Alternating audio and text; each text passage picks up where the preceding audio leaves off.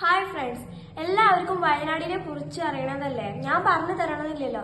അവിടേക്ക് വീട്ടിലെ രക്ഷാപ്രവർത്തകര് അവർക്ക് നേരത്തിന് ഭക്ഷണങ്ങളൊന്നും കിട്ടാനില്ലല്ലോ.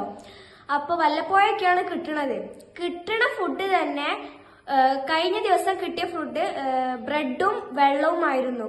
ആ കിട്ടിയ ബ്രെഡില് എക്സ്പയറി ഡേറ്റ് കഴിഞ്ഞതും പൂപ്പല് പൊടിച്ച ബ്രെഡും ആയിരുന്നു. അങ്ങനത്തെ ഫുഡ് ആരും കൊടുക്കാതിരിക്കാൻ ശ്രമിക്കുക. നല്ല ഫുഡുകൾ കൊടുക്കുക. അവിടെയുള്ള ക്യാമ്പിലുള്ളവരും ഇതേ ഫുഡ് തന്നെ അവർക്കല്ല കഴിച്ചിട്ടുണ്ടാവുക. അപ്പോൾ അങ്ങനത്തെ ഫുഡ് കൊടുക്കാതിരിക്കാൻ ശ്രമിക്കുക. നല്ല ഫുഡുകൾ കൊടുക്കുക. കൊടുക്കാൻ പോകുന്നവരെ എക്സ്പയറി ഡേറ്റ് കഴിഞ്ഞതാണെന്നും അത് പൂപ്പല് പൊടിച്ചതാണെന്നും ഒക്കെ നോക്കിയിട്ട് കൊടുക്കുക.